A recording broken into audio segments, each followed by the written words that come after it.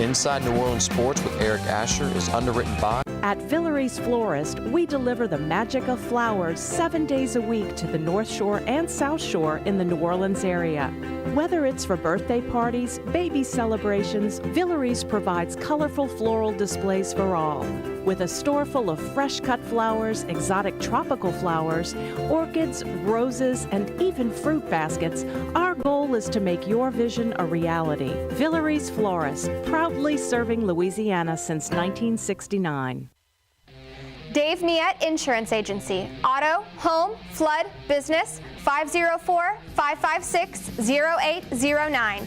Dave Miette, INSagency.com.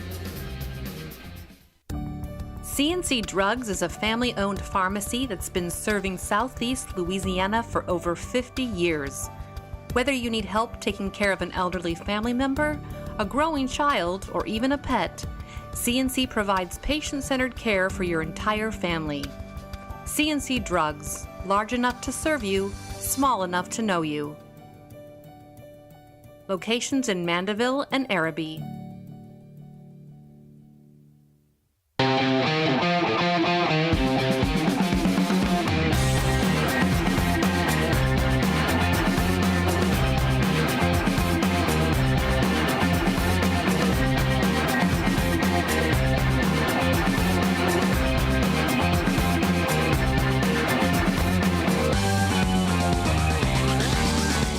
Good afternoon and welcome to another edition of Inside New Orleans Sports. I'm your host, Eric Asher. Over the next hour, we cover all the home teams, Saints, LSU, Tulane, Pelicans.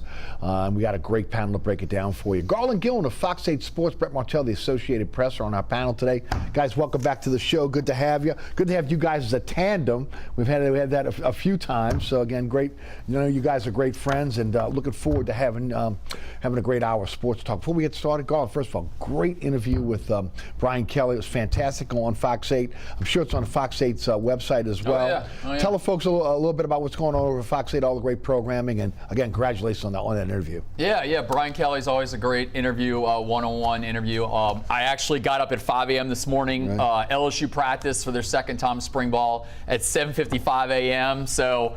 Been to Baton Rouge, came on back here. You know, I'm kind of a little wired right now. You know, I got a lot of Diet Dr. Pepper running through my system as we speak. But this is why I love football, Eric. It's just year round. It's nonstop. Even in the summertime, we can talk high school football recruiting. I mean, it's back again. LSU started on Tuesday. Tulane starts next Tuesday with spring ball. Before you know it, high school football will start with spring ball, and then obviously the Saints, which we're going to talk about a lot, are just keep on rolling. Yeah. So, you know, on Tuesday nights on overtime, we talk nonstop about football right now and the Pelicans, how hot they are. Thursday night's my betting show, which it's got a nice little following. People see me. I was at the fairgrounds recently, which is more my crowd, the fairgrounds guys. They were, you know, they talk about they love the betting show, and then Sunday night we do Final Play, and then also, you know, you like football food, talk football, soccer, and restaurants. I got one coming out this week. I went to a new pizza joint, so a lot going on, and Garland on the Avenue, which.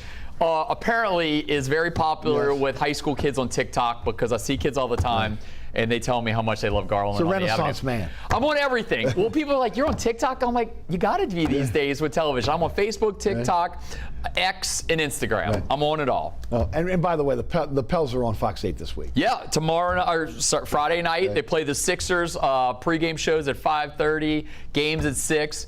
They finally got a win on Fox 8. You know, people were like, man, Fox 8, they're getting blown out on there. But yeah, they play the Sixers tomorrow night. A lot of injuries that Philadelphia's dealing with. So I'm feeling positive about the Pelicans. Me too. Brett, first, can I give you a compliment on the Caitlin Clark-Maravich article you did, which was picked up like nationwide, probably again across the world. Everywhere I went on the internet, again, yours was one of the top articles on that particular subject. So again, congratulations on that. And of course, part of the Associated Press. Yeah, you're probably not going to find me on TikTok unless I maybe sneak up on him on the Avenue and photobomb one of his stand-ups. After I drop my daughter off at Sacred Heart, I'm usually right there. Sneak up on his running route. So, but yeah, the AP, you know, it's based in New York City. It's founded in 1846. We've got correspondencies all over the world. So I'm based in New Orleans, and the best way to get on the AP these days really is the free app on a smartphone. It's just the AP News app, and And you know, so you'll see the stuff I'm doing, which is mostly big picture stuff that would be of interest outside this immediate market, right, that's happening here, you know, and that way news outlets from around the world can get that news through the AP. They picked it up with that Caitlin Clark-Maravich article, which again was really, I thought it was well done. I thought you showed both sides, and of course, getting a chance to talk to Jason Maravich about his thoughts on it, I thought really was, again, the ice on the cake on that article. Yeah, he spent a good amount of, he's very generous with his time speaking with me, and I almost got the impression that it was therapeutic for him. You know, it's always therapeutic for him to talk about his dad, because he hasn't had his dad around for 40 years. Yeah. You know, so, but he had a lot of interesting things to say, and he was very gracious in his comments about, I thought so, about Caitlin Clark and so forth, and I think that there is an argument to be made, and Kim Mulkey said the same thing subsequently when I asked her about it, not in that story, but people probably saw the clip after the game Sunday. Yes. That she just considers it a separate thing, you know, and namely because it's, you know, it's different gender basketball and different eras and different rules. True. And, you know, and so it's tough to compare. I agree. Garland, I think you said it best on overtime the other night. We got a very we had a very good discussion on when you open the NCAA record book, when you open it to men, Pete Maravich is there. When I open it to women, Caitlin Clark is there. Both of them are fantastic athletes, two of the greatest of all time.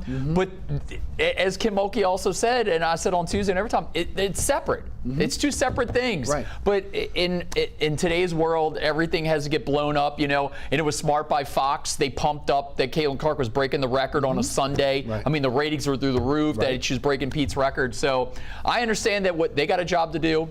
I'm laying it out in my thought process. 30 years from now, I'm going to open up the NCAA men's record book, and right at the top will be Pete Maravich. Right. There will be no mention of Caitlin Clark. I think talking about a record is the mistake in a way. I mean, the idea is just to say, look, nobody in an NCAA career had scored more points than Pete in 54 years, and now somebody has, and it's a woman, and that's kind of, you know, a neat thing.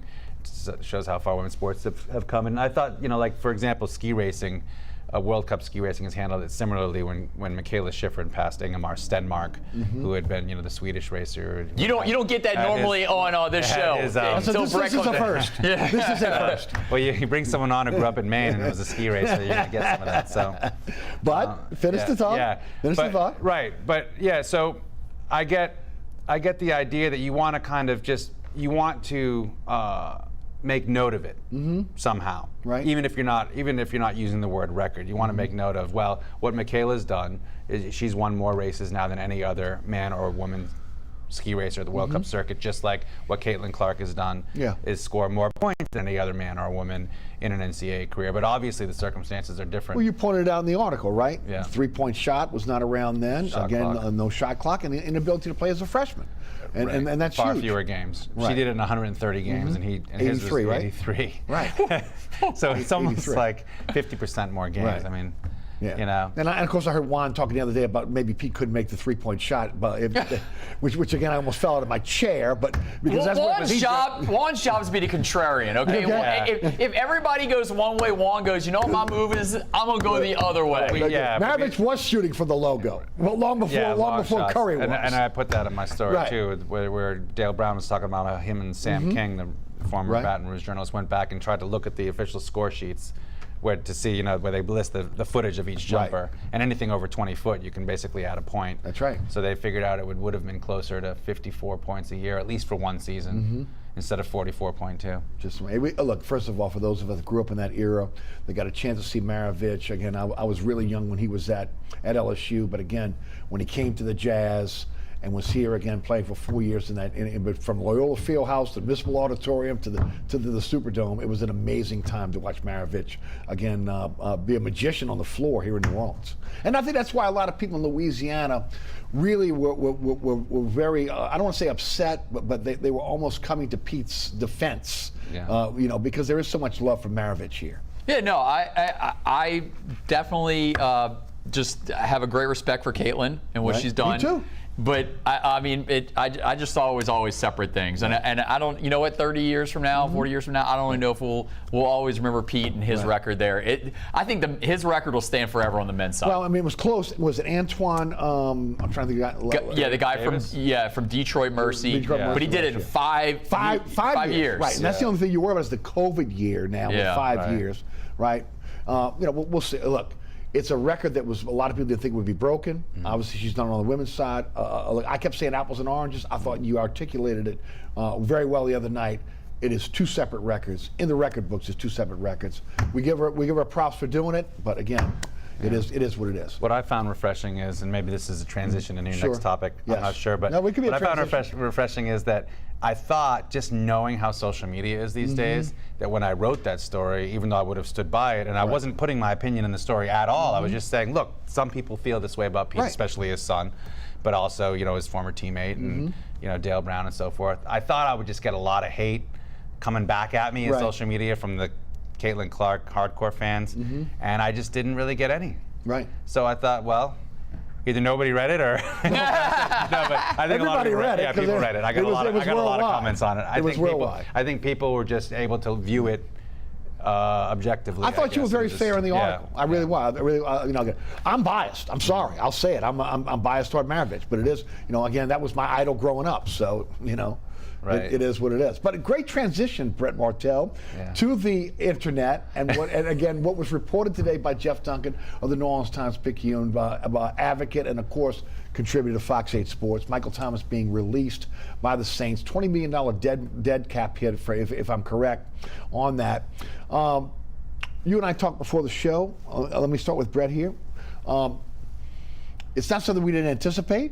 Maybe the wording might have been a little bit, maybe a little different, but I think we all believe Michael Thomas would not be a Saint this year, right? Right. So he's on a one-year contract that expires, and I think there's some technical language where, maybe technically he'll go down as like a post-June one release or something like that. But essentially, what Jeff was doing was, free agency is about to start, and so Jeff wanted to write a column that said, the Michael Thomas era here is coming to an end, and that's too bad. Right. And I think that it touched a nerve with some people. Right. Particularly the receiver. Particularly Michael Thomas. And the way and the wording he used. He objects to the use of the word release because he's on an expiring contract. It may be technically correct, but he objects to the connotation of using that word. And I understand why he's sensitive about it, because it's his career and he doesn't want to be seen as losing value. Right. On the market, right? But he's been a combustible personality in this locker room for quite a while, and sometimes on social media, like we saw with Derek Carr, the Derek Carr tweets. Yes. And I think we're seeing some of that. People who are on social media today saw more combustibility. Right.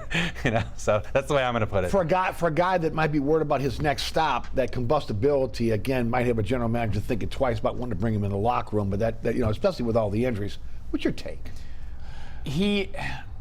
Beginning of his career was fantastic. Incredible. Yeah, incredible. I mean, 2019? Wouldn't miss a game. Yeah, played hurt. He could still, he'll probably still go in the Saints Hall of Fame just on that 1 year alone. And I mean, his y'all contract, both voters, right? Brett is. Right. Yeah. Yeah, I'm not. Would you vote for him? Well, based on his career? I know that's supposed to be a secret vote. Saints Hall of Fame. Now we're talking about just Saints Hall of Fame, which is the local panel of media who's been around the team or covered for a long time. I think it would be worth considering for sure, because he set an NFL record for single season receptions, which still stands. Right, 149. And it's not like he did it in 16 games, and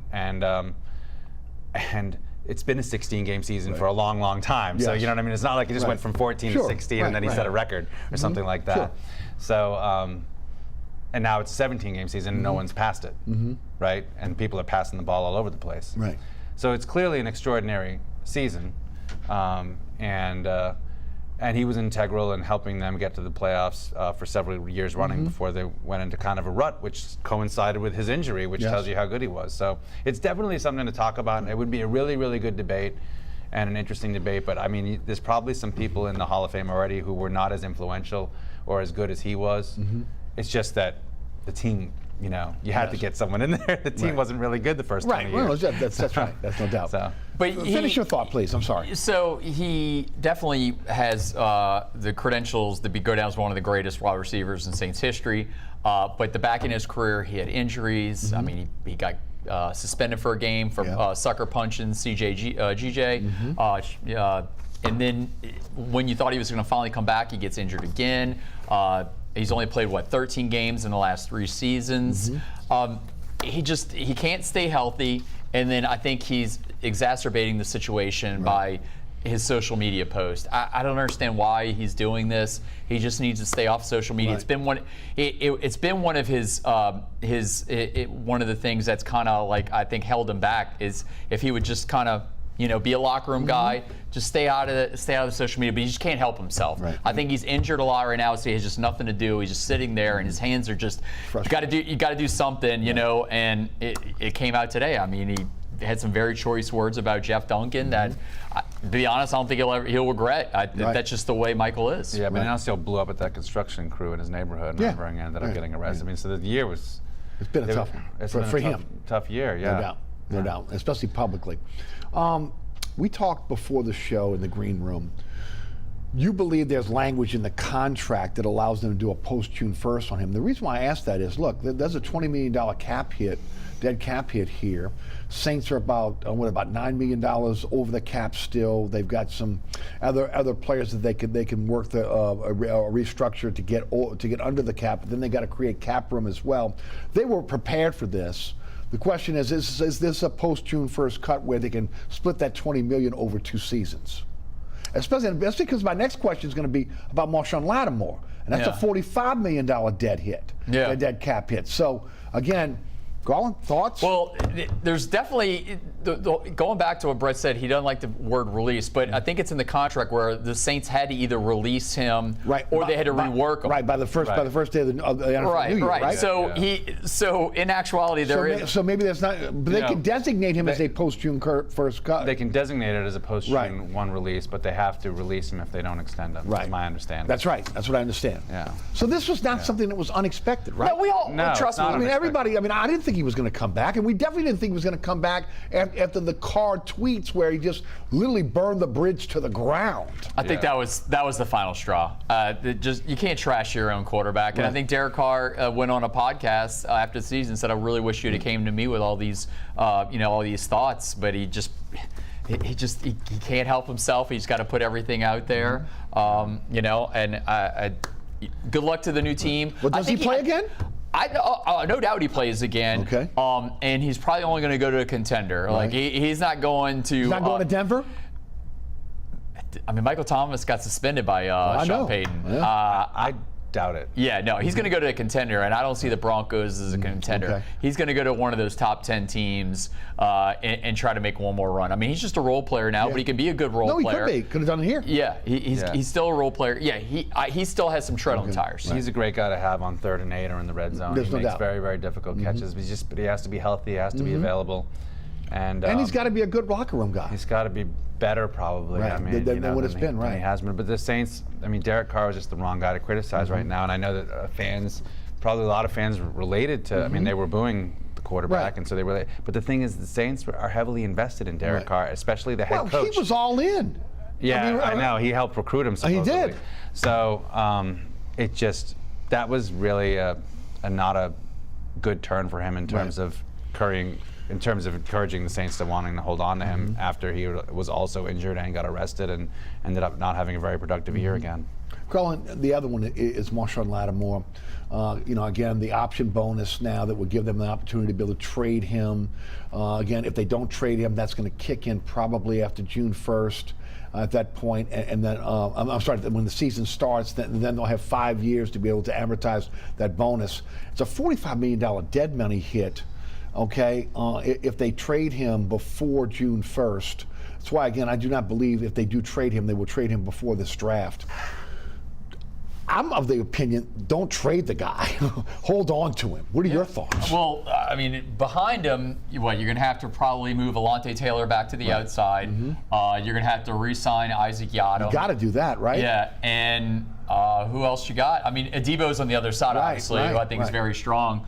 You would like, I know there's been a lot of chatter, and we talked about this a lot on Overtime, and it's been discussed on other platforms about trading Kamara and trading Lattimore. If you can keep him, I mean, Lattimore is a top 5 corner when he's healthy. When he's healthy. Right. And he's had the same issues as Michael Thomas had. He's just, it's been a problem staying on the field the last few years.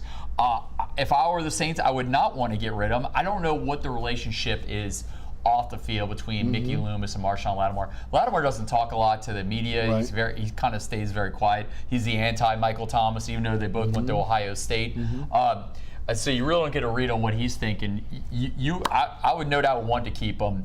And if he does get injured again, you do have an Isaac Yiadom. You can bring out Lante Taylor to the outside. So I think they have some options I behind think there's a him. market for Yiadom on this year, again, after the way he played. Saints may have to ante up to be able to keep him. Your thoughts on I just think there'll Lattimore? be some agonizing over it because, you know, I've always liked Marshawn, and when he does talk, he often is genuine, has interesting things to say. But yeah, he does kind of keep a low profile, or certainly has the last couple of years since he got arrested, also with the gun thing. But Dennis Allen clearly likes him. He's clearly a great player, and the agonizing comes in the fact that in a hard cap league, you have to be able to be extremely analytical and unemotional about what value are we getting, how much production versus what we pay are we getting. Are there other guys that are giving us greater value that may not be quite as good, but relative to what they're paying, their production outweighs the cap hit. Does that make sense? It makes a lot of sense. And the Patriots were really good at doing this for a long, long time. Yeah. We'll see in the future because they're kind of in a new era too. But that's probably what Mickey Loomis and Dennis Allen are trying to figure out regarding Marshawn Lattimore, and that's why they have to entertain every option they can to see whether it makes sense to get to. Even if it made sense from a financial standpoint, again, you've got to get value. And again, some of the talk about what he will demand in a trade. He's worth keeping. So if you're going to give me a 3rd or 4th round pick from Marshawn Lattimore, I'm keeping him. Okay, that doesn't make sense to me. Yeah, second rounder, I think is. I mean, that's the least you got to get for a guy like that, right? Yeah, I think a second rounder is where we're talking for either Marshawn or for Kamara. If you're going, I was the next one to go next. Yeah, Go. It's got to be a second rounder for either one. And if you're not getting that, then move on. Marshawn. I mean, Mike Evans is one of the best wide receivers in the NFL. When Marshawn Lattimore goes against him, he absolutely shuts him down every single time. And there's not a lot of people who can say that. It's just that it's a team game, you know, and they have secondary. If you are viewing the secondary as a strength, and you have other weaknesses, and you have financial pressure, like they do with the tight cap space. I mean, but maybe it got a little alleviated with, again, the $16 million that they didn't know they were going to get that they got this year. And I got to believe, again, with the internet money kicking in and the gambling money kicking in now and those COVID losses behind the NFL, we're going to start seeing this cap go up over the next 3 to 4 years. Again, maybe a little bit more than what we've seen in the past.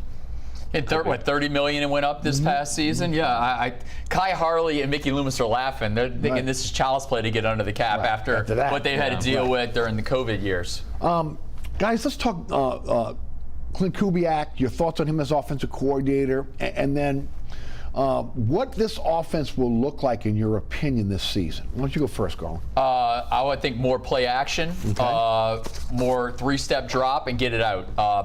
Because let's be very honest, on the offensive line right now, the right side does look strong. I mean, you got Eric McCoy in the middle, you got Cesar Ruiz.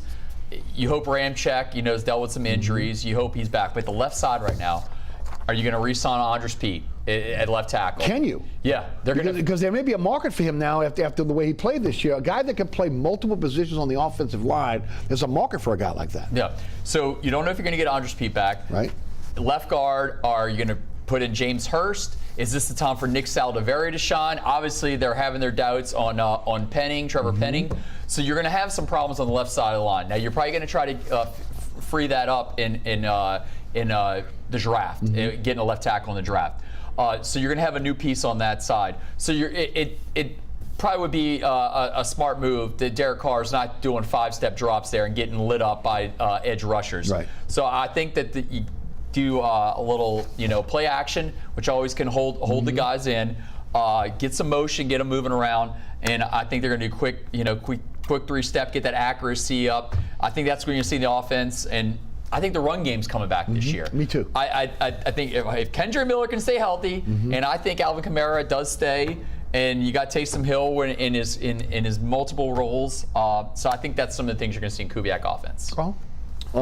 Brett? Yes. And stylistically, I would agree with Garland. But if you ask what type of coordinator in terms of like how successful we expect him to be, I mean, I think it's really too early to tell. Right. I know there's always a lot of optimism when you have change, but I guess he's been a play caller twice, once on an interim basis, once for 1 year. And in both of those instances, he was on lousy teams and lost his job at the end of the year because the whole staff got fired, not because he got fired. Right. And then last year, he had a job that was similar to the job that Pete Carmichael had under Sean Payton, and he was on a Super Bowl team, and so he looked good, right? But he was an assistant under Shanahan in a Shanahan offense that was good before he got there, and it's probably going to be good after he leaves. Right. So it's just hard to know what exactly he was able to glean from that experience that's going to translate here. We're just going to have to wait and see. It's very possible that it'll be a smashing success, and clearly the Saints thought long and hard about who they wanted and decided on him. So if that process has gone well, then it's gonna work. But I just don't. I'm just not going to sit here and say that it's a great hire and he's going to be fantastic. I'm just still wondering, is it going to be more of the Kubiak offense or more of the Shanahan offense? Did they hire him because of the Shanahan ties, or because again of Dennis Allen and his relationship, knowing the Kubiaks and that type of offense? Well, or is it a more for both? Well, I think it's going to be more what you saw with the San Francisco 49ers. I would hope that's why people are excited about it, right? I think it's going to be more what the Niners offense was. I mean, they're envisioning Kamara is going to be Christian McCaffrey. Right, CMC, right. I don't know if Jawan Johnson's going to be George Kittle. Right. I don't know about that. Right. But, I mean, on the outside with Olave and Rashid. Rashid and A.T. Perry. I mean, just the sky's the limit. If you can get what they did in San Francisco here, and I mean, Brock Purdy's a good quarterback. I mean, I wouldn't say he's like a few levels ahead of Derek Carr. I don't know why Derek Carr can't do what San Francisco does if it's a smart offense. Right. Needs going into this into free agency and into the draft. Well, you wish that the offensive line wasn't a need because they've kind of drafted in that area the last couple of years, but it just seems like either they develop the guys they have or they have to get somebody else. But can you afford to go out and get a lineman in free agency, or do you have to go back to the draft now and try to develop? Because to me, again, when you're looking to try to divvy up whatever money you have left, can you afford to make a splash with a big time lineman? No, I don't think. I don't think so. They can. I don't think they can. I don't think they can. Then, I mean, you'd like to get a receiver in there, right? Possession, like a Thomas type. Maybe. I mean, you think so because that's who they're losing, right? Because they have two pretty good finesse downfield guys already, right? And Rashid Shaheed, and right. How about an emphasis on guys that have played in the Shanahan system? Well, I mean, you want guys in that locker room who know how to run the system, right? Yeah. Well, they were talking about, Jameis Winston. They're gonna have to make a decision on him soon. I mean, Sam Darnold's been a backup in San Francisco now. It'd probably behoove him to stay. Right. But you're trying to maybe get one of those San Francisco guys. I think that they're going to go left tackle in the draft. You think they're going left tackle? I think they're calling this the greatest lineman draft in history, and these guys are running crazy numbers in the 40 times. I think the move is left tackle in the draft, and then in free agency get a defensive end. Right. They have desperate needs of defensive end right now. Cam Jordan is obviously he's got maybe a year left. Carl Granderson, you got. Peyton Turner, sooner or later, he's going to be healthy, right? It's going to happen. It's either that or he's gone this year, right? Right. Peyton Turner, I keep hearing about his health. Isaiah Foskey had trouble with his health. Right. Tano Passignon, he'll be back in the mix. But out of those five guys, I don't see anybody that's a game changer right now at this moment, and I think that's somewhere they should go in free agency. Defensive ends are expensive. Yes, they are. Yeah. It depends if they're going to make a trade on one of these guys. You can get in the middle of the road defensive end guy. I think getting a left tackle is way more expensive in free agency than getting a defensive end if you're going to try to. That's you almost going to make my point, because to me, you'd like to see them go that route and get experience, but you may have to go through the draft. What about the players they have on this roster now, defense, offensive linemen? especially offensive linemen, play in this system. Do those linemen fit the system? Well, we don't know what Nick Saldiveri is yet, right? And Trevor Penning is. They're going to just have to remake him into something. Well, the good news is they all have to learn the system together, right? So everybody's starting at scratch. Yeah, and Penning, I mean, he struggled. What he really struggled with was the pass blocking under the old system. So perhaps, he'll come along better in the new system. If not, is he a guy you can move inside? I think everything is on the table with him, especially with Nick Saldiveri. That we talked about last year. You got to kick him inside and outside. And I mean, they did it with Andrus Peat, so maybe.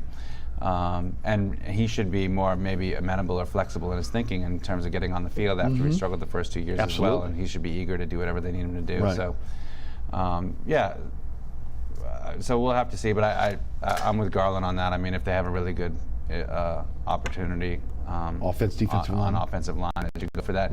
Now, on defensive end, you don't want to rely on Peyton Turner, who's never been reliable. Right.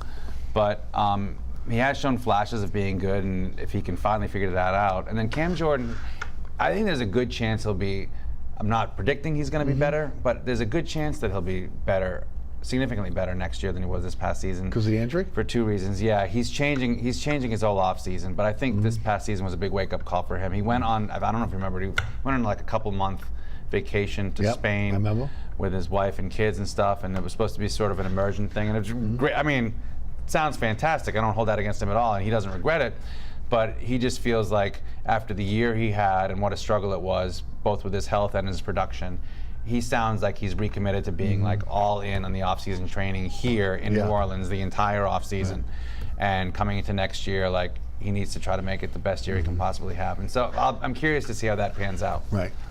Last question on the Saints before we go to break. Moving the camp to UC Irvine, I like it.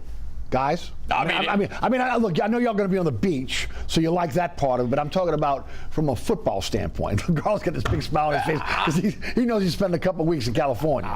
We booked it already. We're ready to roll. I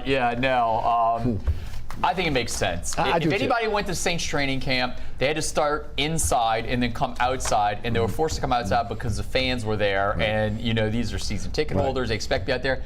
Almost every day we were out there. I mean, it was absolutely brutal out there. I mean, you had to shorten the practices every day. I mean, at the Greenbrier, they would go 2.5, 2:45 sometimes. You just get more instruction. You get more out of the workouts in beautiful weather. Now, I think they're probably going to come back after 1 year. But watch this. They're saying this is a 1 year thing because they're fixing the cafeteria. Right. If they do really well and they go to California, they're going to be like, hey, this is what happened. Right. We're going back. Okay, we're going to go back to Cal Irvine. We're going back to Orange County.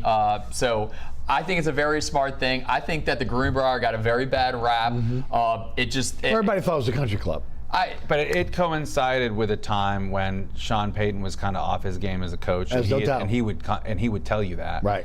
And at the same time, they had, because he had kind of lost.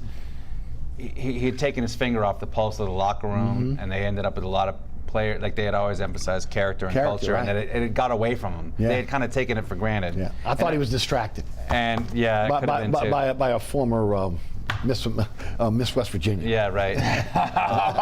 Staying out of that one. That's something I would do on my radio show, guys. But go ahead. Right. But so I'm with you. I think the Greenbrier did. I mean, we loved going to the Greenbrier. Yeah, so of course we're going to defend it. But I think for me, what it really means though is more time in the sweltering heat in Baton Rouge, because we have 3 full-time sports writers in Los Angeles with the AP. So you're not going? Well, if I go, I don't think it'll be the whole time, And Garland will send us a postcard. So I'll be able to spend more time with the. I'll be there for 3 weeks. I'll go up all the way to the first, because they're petitioning the NFL to have their first preseason game on the West Coast, and then they're asking for the second game to be on the West Coast also, so they can go back after the first game for 4 more days at Cal Irvine. So I'll at least be out there for 3 weeks to start with.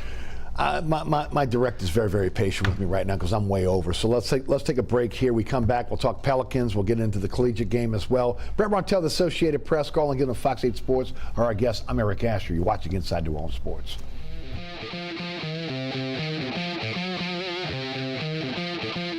Located at 3701 Iberville Street in Mid-City is Katie's Restaurant and Bar. Open 7 days a week, Katie's offers daily specials for lunch, dinner, and Sunday brunch. Serving New Orleans cuisine such as fried shrimp platters, grilled redfish, and a fully stocked bar. And don't forget about our expanded event seating and local entertainment. Featured on the Best of Food Network's diners, drive-ins, and dives, Katie's Restaurant and Bar. Burkhart's Air Conditioning, Heating, and Refrigeration has been family-owned and operated since 1989. Burkhart has energy-efficient solutions and offers brands such as Mitsubishi ductless AC units and Amana, the only manufacturer with a lifetime unit replacement warranty. Burkhart's offers maintenance bundle packages that include servicing your AC, generator, and tankless water heater. For more information on the services Burkhart's provides, visit acpromise.com. Burkhart's Air Conditioning, Heating, and Refrigeration, providing comfort for life.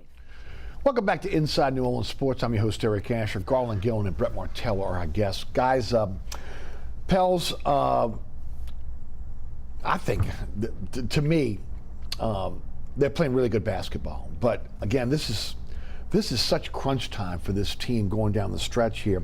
10 of the final 20 are at home. The West, they've got 10 of the 20 games remaining against the West. They play five sub 500 teams left on the schedule. 20 games left. 37 and 25. They're fifth in the West right now. And of course, very winnable games when you talk about what's on the schedule coming up. It gets a little bit tougher as you get into April. There's no doubt about that. Late March, May, but right now, very, very winnable games against the East. As mentioned, as we opened up the show, they're in Philadelphia on Friday. It's on Fox 8. Why don't you take it first, your thoughts on the Pels? Well, Herb Jones has now made it known that he's maybe one of the best defenders in the NBA. Right. It'll be actually absolutely criminal if he's not first team all defense. It's been criminal the last 2 years, hasn't it been? But we always know for his defense, but my goodness, he had 5 3-pointers in Toronto. He's starting to kill them like he's a real 3-and-D guy now. Right. Plus he gets to the hole and finish too, right? Yeah, he is starting to really show out. Trey Murphy, to what he did in Toronto coming off the bench, nailing 10 threes. Right. He's red hot right now. I mean, Zion staying healthy. Point Zion looks good. I mean, optimism. It's high right now. Right. It should be. It should be. I mean, other teams are dealing with injuries. I saw that Karl Anthony Towns might be out a significant amount of time. Yeah, she still got to deal with the Nuggets and the Clippers and Oklahoma City and the Phoenix. But right now, you got to really I'm not saying they're going to be the Western Conference representative, but my goodness, they could at least get to the playoffs and win a round and get get this crew fired up again. Yeah, and get that experience, right? Because in the NBA, it's increments. You have to take the next step. Get in there, win a series, see what it's like, and then look. Maybe you catch fire. You can. But again, at the very least, you're looking to be able to take that next step. Your thoughts on the Pels? Yeah, and I think the way they take the next step is to, and they're capable of doing it. They need to grow some more because when they play the elite teams, it seems like they've laid a few eggs against them. Right. But they've also had some good wins against really good teams, and including the Clippers. Terrible loss to the Clippers, but also a good win against them. Yes. So. You want to get up one more spot at least, get to fourth. Certainly you want to be in the top 6, but ideally, you get to fourth. 3.5 games out of fourth right now, if I'm not mistaken. Yeah. So they still have to make a run, but they are capable of stringing together wins. They've done it already this season. So you want to stay healthy, you want to get to fourth, and you want to win a first-round series. Now they won't. It won't. And win 50 games, right? Yeah. And that's got to be part of it as well. It won't be the best season in the history of the franchise unless they win about 50 games and win really 2 series, because they almost won back in 2008 the second round against the Spurs in the 7th game. Yeah. And right now that's still probably the best season in the history of this franchise. Agreed. Right? Maybe the best, I guess the best. Well, it's the best in the history of professional basketball in New Orleans. Yeah. Maybe you go back to the ABA where again the Buccaneers are really good. Yeah. In their first couple of years, but right in the NBA. But the NBA, yes. So Jazz. I don't think the Jazz won more than 35 games in a season. That was the most. And so it's still not clear to me if they're going to get there with this bunch this year. But they really, I'm with Garland. I mean, there's a lot of room for growth, and they appear to be showing signs that they can continue to get comfortable with one another. It's just a matter of when it comes to playoff time and all the scheming that goes into that. if you don't have like a true point guard, I wonder if you can get exposed. Right. That's my question as well.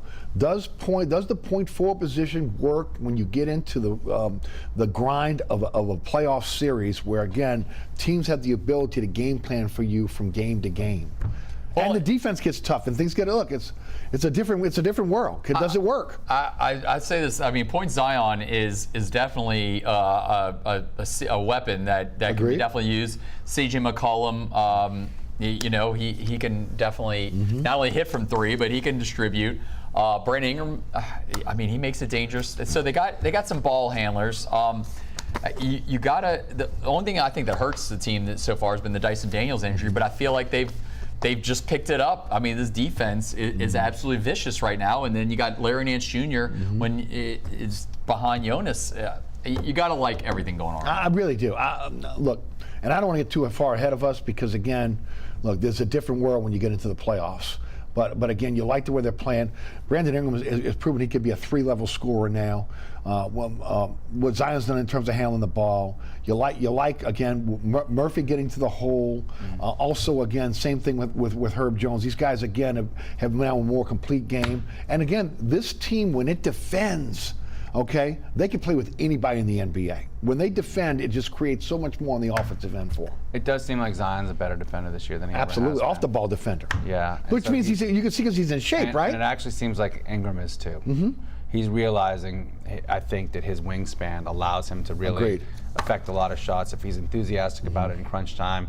And maybe they're taking their cues in away from Herb Jones, who is an inspiring force on defense. I mean, and an inspiring guy in the locker. You guys in the locker room, right? And I mean, he is the leader of that team. He's a coach's son, and he acts like it. I agree. You know, but what Garland mentioned is really standing out too about him is just that he worked so hard on offense, and it's really showing. It really is. And I mean, it's hard enough to beat the Pelicans when Zion's playing well and Ingram's playing well and Murphy's bombing threes, and then you get him open in the corner and he's hitting him too. Right. Who do you try to stop? And then mitigating the effects of your best scorer because he's so good on defense. It's interesting.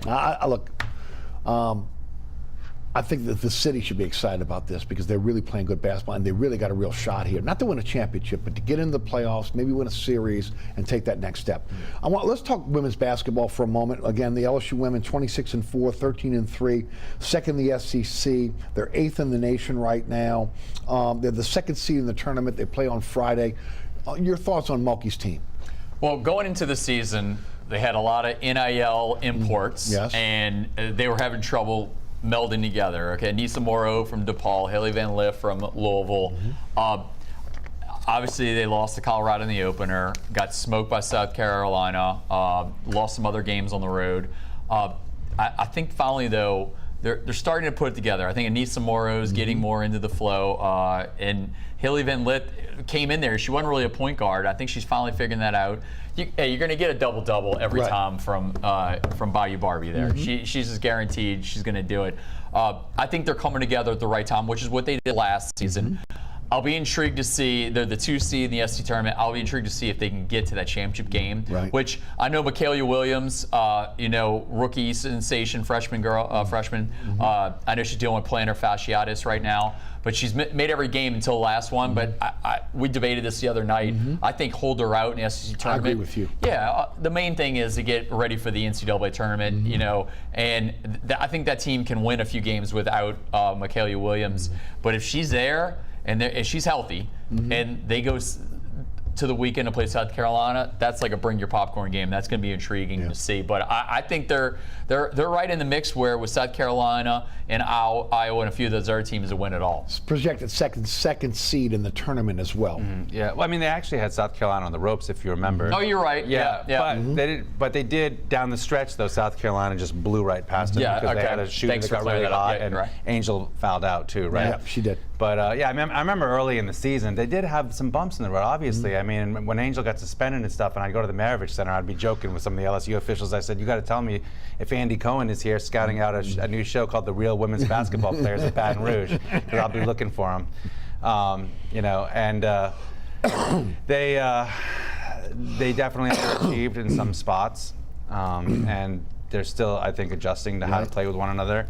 But Angel Reese has played some of her best basketball lately. Yeah. She's still a double-double machine. Her numbers are clearly down from last year, but that may be by design in some sense, because with Anissa Morrow and Michaela Williams and Haley Van Lith all involved, I mean, I think it's just getting an understanding of when to defer to one another and when to assert themselves. On the men's side, just I don't want to call it a huge loss, but again, a disappointing loss last night against Arkansas, 94-89. They split the series there. They were flat. They turned the ball over. They really weren't ready to play.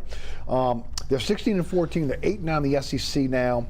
You really want to look at Ole Miss. They lost to Mississippi State. They split with Texas A&M. Ole Miss, Texas A&M, Mississippi State are right there in that mix with again, when you look at the at maybe a possibility of an NCAA tournament bid, which I don't think. But it looks like they may be in line for an NIT bid. They got Missouri to finish off, and then of course, looks like they're going to be either 8 or 9 seed in the tournament, SEC tournament. Your thoughts on the men? And again, are they going to have an NIT bid? Can they make the NCAA? No, they're not going to win the SEC tournament. That's the only way they get in. Their net is 88. No, the Nichols loss at the beginning of the year was a big setback for them. Matt McMahon's signed, a 7-year contract? This is an upward trajectory. This is going to take some more time. I know Jalen Cook is suspended indefinitely. That is definitely hurting the purple and gold. What they're doing this year, I think it's great with Matt McMahon. But this is going to take another year or so where they're non-stop contenders every year for March Madness. I don't see it this year. NIT bid would be nice. Right. It's something to kind of build on. But no, the NCAA tournament, they can't win, 4 games in 4 days? Yeah, I think it's just too far. They're just too far out. But I do think NIT, they may get that automatic bid that's going to be given to, again, the SEC. They have 2 teams that could get an automatic bid to the NIT this year. So they might get that automatic bid. Yeah, well, I had to cover their victory over Kentucky because of Kentucky, because Kentucky was the ranked team. And I thought I saw a lot of LSU's potential to pull out gritty victories, and they are clearly better than they were last year. And so, I would give them no better chance to make it to the NCAA tournament than I would have given Tulane baseball last year to get to the NCAA tournament. And of course they made it. But it makes you realize that in a tournament format, almost anything's possible. But I'm with Garland. I can't see them. They lost 3 SEC games by 4 points or less. They have losses, as you mentioned, to Nichols, Dayton, who was 25th at that time. At Georgia, they lost by one to Nichols, 3 to Dayton. At Georgia by 2. At Florida by 2. They've had 7 one-possession games. They're 3 and 4 of those games. And of course, during the month of February, they beat USC, South Carolina, Kentucky, and Georgia. And Georgia and Kentucky were ranked. So they're on an upward trajectory. This program is going up. I feel like every program at LSU is. Well, it sure looks like it, doesn't it? Yeah, it's on the up and up. I know there's some optimism. Brian Kelly's even talking about at after practice was that this college football playoff with 12 teams. If you go 10-2, you're making the playoff. Right. So now I know it's top heavy with the SEC, but you would expect LSU, Blake Baker, can get that defense back together. So that's another program at LSU. The baseball team had a big win last night in Hammond, America. Right. Okay. Let me just quickly do this. Tulane, 13-16. They're 4-13. They're last in the American Athletic Conference. UNO lost to McNeese last night, 81-57. They're 9-21. They're 4-14. They're currently the 8th seed. They need that to qualify. You were there. Talk about McNeese. Yeah, it's just one of the great stories in college basketball this year, or at least one of the most interesting stories because of Will Wade and his background, and how he got fired from LSU. Yes. And the fact that McNeese, they believe in second chances there. They needed something like him to spark the program, and he needed someone to help him reboot his career. And they needed each other, is what Will Wade says, and it's really worked out well, and it's worked out in a community that needed something as well, because they had those twin storms back in 2020, and they're still rebuilding from that. We remember 4 years after Katrina how bad it was around here, and that was the year the Saints won the Super Bowl.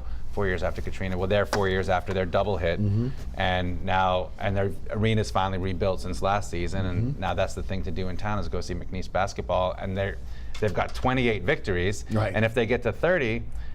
which they could do because they have a double bye to the semifinals. That's right. If they get to 30, then they'll be in the NCAA tournament. Right.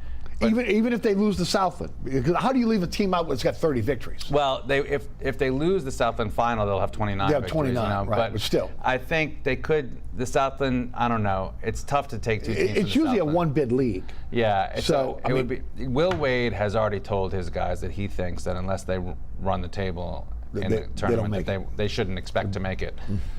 Interesting. But maybe that's a motivational tactic. Could be, but you know, I mean, again, that's what he believes. they're leading in a lot of categories in the NCAA right now. Be interested to see what happens. I want to talk baseball for a moment. Tulane beat Grambling last night, 9-4. They are 9-4. They got ULO for 3 games this weekend.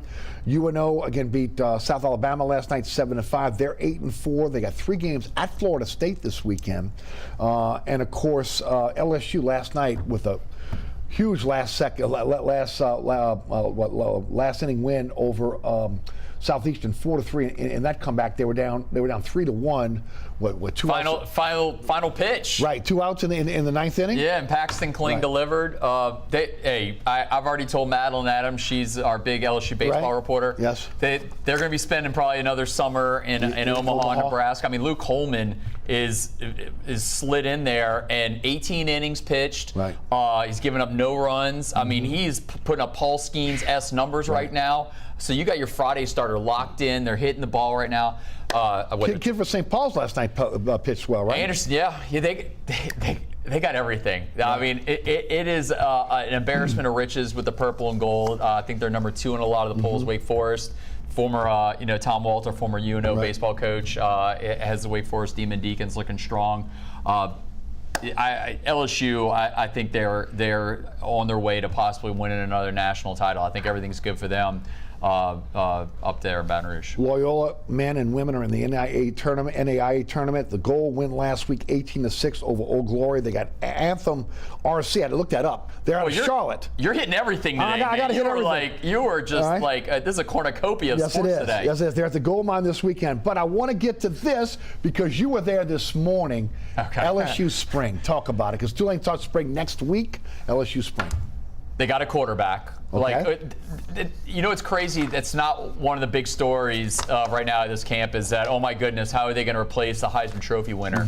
All the talk is on defense right now with Blake Baker. They've redone the whole staff. You got Bo Davis on the line.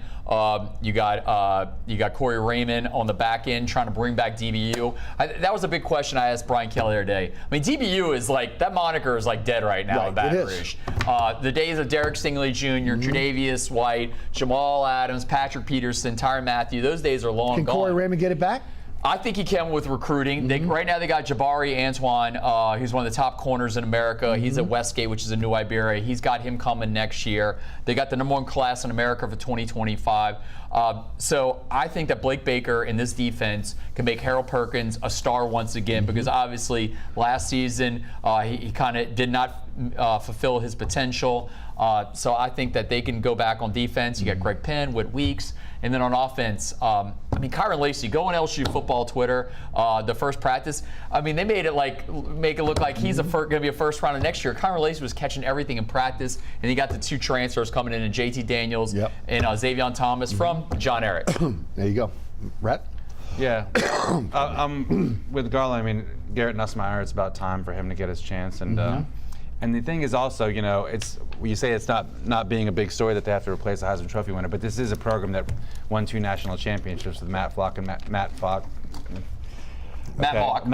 and Matt Flynn. There we go. You get Flock. You did okay. Okay. So, and Peter Falk. No. So anyway. Just one more thing. Yeah. Right, just one more thing. But we're not going inside on that one. Well, it's Colombo, come on. Yeah. Right. But anyway, so look, football's a team game. Nussmeier should be pretty good as long as he doesn't turn the ball over. And there's a lot of other things that go in, especially at the skill positions and especially on defense, that you really need to worry about to have the kind of complete team. And they almost won a national championship in 2011 with Jordan Jefferson and Garrett Lee. So this, people who have been around LSU know well that it's just more than the quarterback, right? Because Jaden Daniels was the best quarterback in college football, and they didn't make it. Right. Yeah, but there's a lot of questions certainly around the team on defense. You got a chance to interview Brian Kelly. Are you interviewing John Summerall? I got John Summerall. He's going to be. I got him on Wednesday. That's going to air on Sunday night. John Summerall is sharp, man. Right. The NIL group over there, Fear the Wave, Michael Arata and Jimmy Orner, those guys are doing a fantastic job. You get a quarterback from Oregon, you get receivers from USC and Alabama. You're doing something right. Okay, you're getting some dudes over there. This year's going to be really tough with Kansas State in week 2 at home, but on the road at Oklahoma in week 3. But at least they got Southeastern that first week to kind of work some things out. But they got a lot of studs on that roster. I think they're the favorite to win the AAC. I think that the new AD did a fantastic job with this hire in football. I'm intrigued to see what's going to be next at Tulane with the football program, because I don't think they miss a beat at all from Coach Willie Fritz, John Summerall. You got the final word on Well, Tulane. it's just kind of crazy to think about, because Willie Fritz was arguably one of the best coaches, if not the best in Tulane history. I mean, if you just look at what he put together the last 2 seasons. Right. And, like, can you upgrade from that? Maybe. Right. You know, because you got a young guy who really understands the modern landscape of college football right now, and unlike Clint Kubiak, he proved at Troy that he can go into a small mid-major program and win a lot of games. Right. So he has that track record coming in here with some high-profile transfers. We'll see what happens. Yeah. Look, I think both teams are going to have a really good year. Now, again, I think Tulane is set up to go to the college football playoff, but I'm like you. This is a really tough schedule when you got to deal with Kansas State and Oklahoma. Yeah, and Kansas State is one of the favorites to win the Big 12. Right. Oklahoma, I think, is going to struggle this year in the SEC just because there's a lot of teams. I mean, they're going to Baton Rouge. Yeah. So Oklahoma's probably going to have a 3-loss season. But getting them, at least Tulane gets them on the front of the season. They have a redshirt freshman, Jackson Arnold's going to be their quarterback. Yeah. So maybe you can get him on the front of the season, where he's not fully grasped on the offense. But yeah, it's going to be good times uptown for Tulane, for football at least. Yeah, for football. And hopefully, we'll see how the baseball program does this year. And of course, Ron Hunter, if he could turn this basketball program around. Garland, Gillen, Brett Martel, thanks so much for being with us. Great discussion today. And we covered it all. We covered it all. You got the Nola Gold in there. It was a cornucopia of sports. There you go. There you go. No doubt. All right, thanks so much for tuning in. Remember, there's so many ways to catch our program now. There's a QR code on your screen that'll take you to my website, ericasher.com, or the WLAE-TV YouTube channel. Just, again, set your DVR. As I always say, you'll never miss the show. Set your DVR on your favorite time slot, because we got so many between Pelican Sports Television, what we do WLAE-TV, and also on our YouTube channel as well. Catch me on the radio, 106.1 The Ticket. That's right, we have a new format over at 106.1. It's Sports Talk 24 hours a day, so check us out. Dan Patrick, also, again, Rich Eisen. We got the Fox Sports, we're a Fox Sports affiliate, so you can check us out, again, 24-hour sports. I'm 4 to 6. Of course, Ken Trahan and his gang from 6 to 7. And, of course, we're also covering a lot of high school sports as well. I want to thank the underwriters who make this show possible. Each and every one of those underwriters, please support our underwriters. They make this show happen. And, of course, the staff here at WLAE-TV, which, again, do a great job in producing our program. Ron Yeager, Jim Dotson, Logan Graffia, also, again, Alex Chacon, Danielle Wick, and Jane Wright, as well as our director, William Hill. For Garland Gillen, for Brett Martel, I'm Eric Asher. Have a wonderful week. We'll see you right back here next week for another edition of Inside New Orleans Sports.